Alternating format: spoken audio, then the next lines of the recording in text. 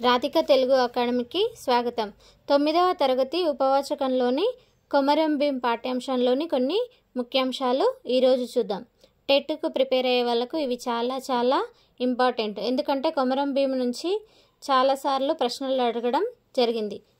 కొమరం భీం ఏ తెగకు చెందినవాడు? గోండు జాతికి. ఆదిలాబాద్ అడవుల్లో నివసించే గిరిజన జాతులు గోండు, కొలాం, కోయా, అందాల్, చెంచు, బిల్లులు మొదలగునవి. గోండు జాతి వారు గర్వంగా చెప్పుకునే రాంజీ గోండు ఎవరినెదిరించి నిలిచాడు? తెల్లదొరలను.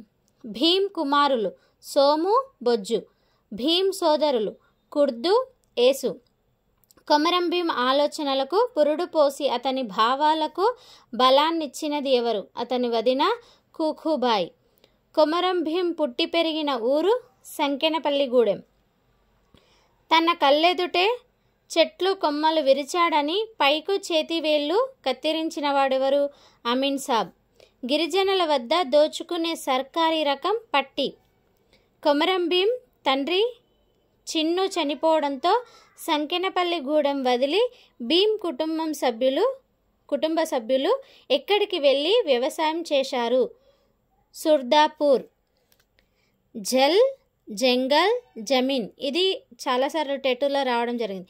కొన్ని కాంపిటేటివ్ ఎగ్జామ్లో ఇది ఇవ్వడం జరిగింది. జల్, జంగల్, జమీన్ అంటే నీరు, అడవి, భూమి మనది. మా గూడెంలో మా రాజ్యం అని ఎవరు నినాదం ఇచ్చారు? భీం అంటే కొమరం భీం. గోండు భాషలో పట్టి అంటే అర్థం పన్ను.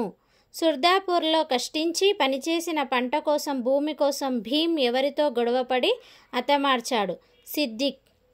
కొమరం భీంకు చందాపట్నంలోని రహస్యంగా నడుపుతున్న ప్రెస్లో పని కల్పించిన వాడు విఠోబా.